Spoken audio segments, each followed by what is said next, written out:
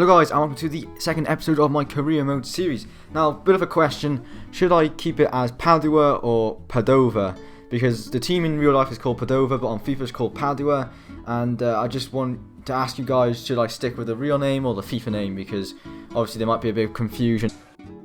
Start off with, we did receive a transfer offer for a centre-back that we're not going to be using, and I did accept the offer, and I accepted the offer of other transfer requests for a couple of other players, but for some reason the transfers, they just weren't following through, and obviously I need money coming in to buy and loan players, otherwise I can't get them, and really frustrating, guys. But I accepted 2 or 3 transfer offers for different players, and they just weren't selling, and they just weren't going to the club and agreeing contract with those clubs for some reason. Really annoying, because then we can't actually get any money into the club and buy new players. But anyway, we got a match against Cesena, which I am going to sim. They lost their first match and they got to play a red card in that match. And yeah, not too bad. As you can see, you have the latest scores in the other matches on the right hand side, and at the end I think it does show the final results of the matches as well. So Florenzi scored a goal in this game, and I am going to be simming around about a third to a half of the matches.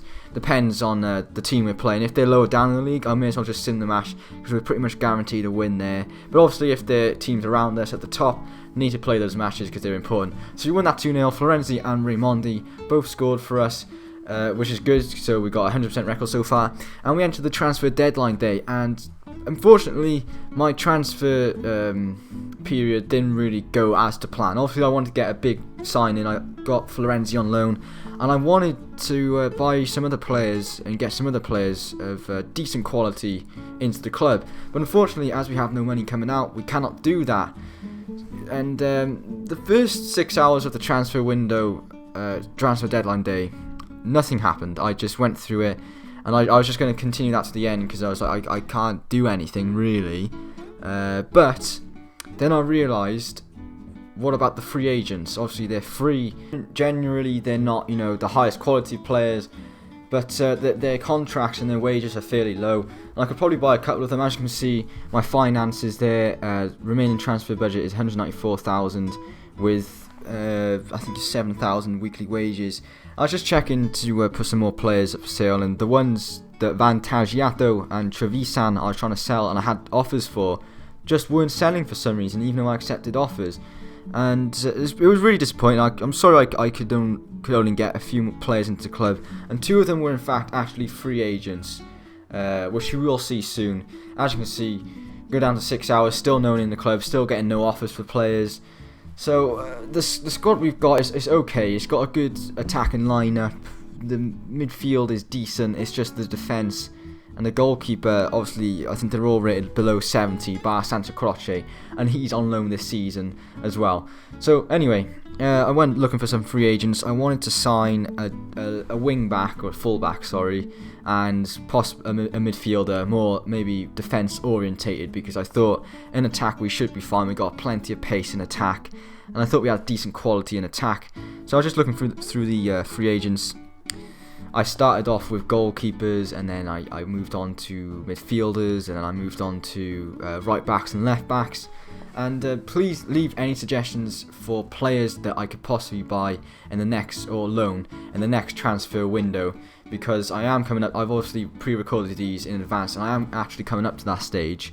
And obviously I want to buy some players in that time. Obviously they're going to have to be young players, as they're generally cheaper, and some with potential. I prefer to actually buy players, because loaning,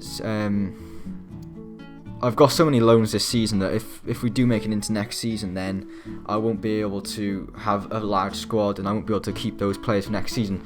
So I accepted this guy's offer, Bagui. I had to reject this guy's offer, Vargas, and I did get the other guy, Fati. So we brought in 2 more players, a defensive midfielder and a full-back, which will go right into the team. Fati is a defensive midfielder. He's rated 65, I believe, if we actually find him.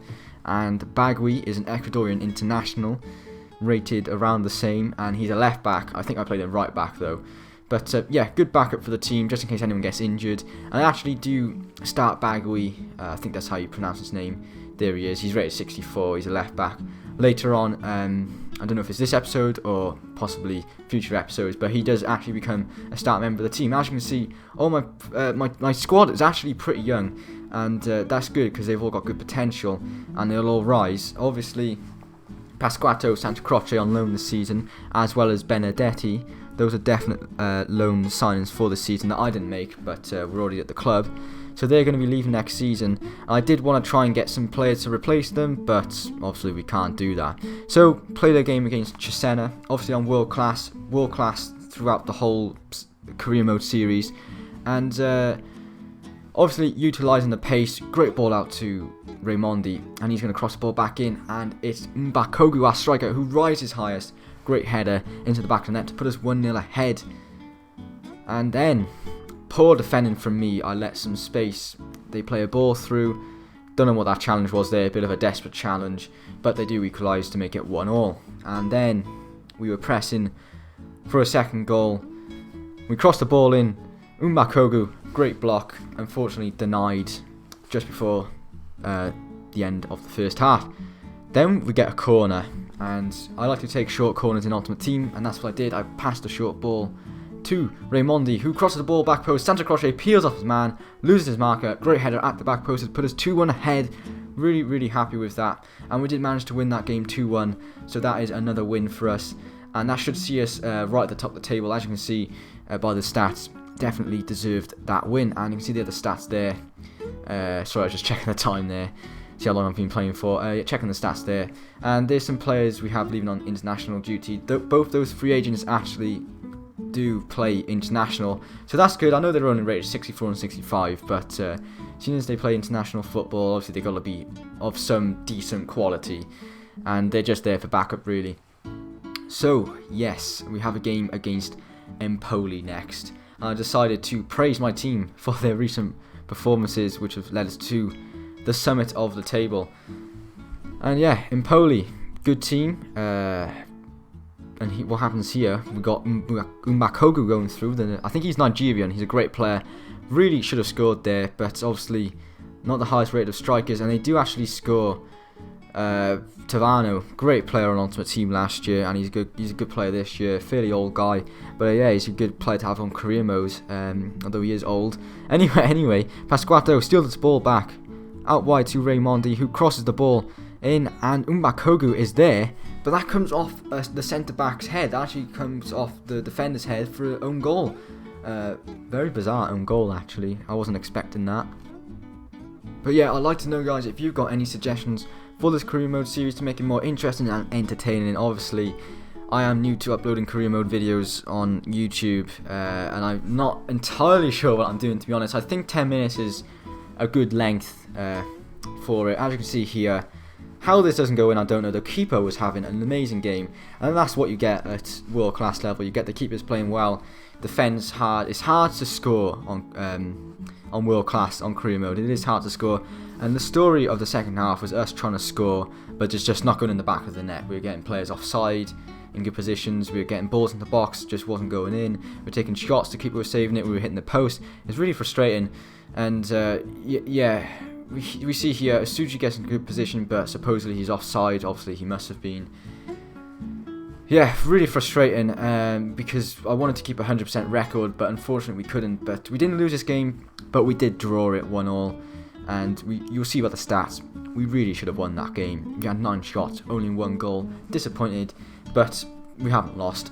But Modena did win, so they have a 100% record, and they're top with 9 points. And I think we're third with 7 points. Roughly 7 points, I think. So not too bad. Haven't lost any of the games so far. But thanks for watching this episode, guys. I'd appreciate if you left a like. Maybe we can get to 40 likes, and hopefully I can bring out an episode next couple of days. And yeah, any suggestions for this series, please let me know. I'd be really happy if anyone could let me know. But thanks for watching, guys. Have a good day. Goodbye.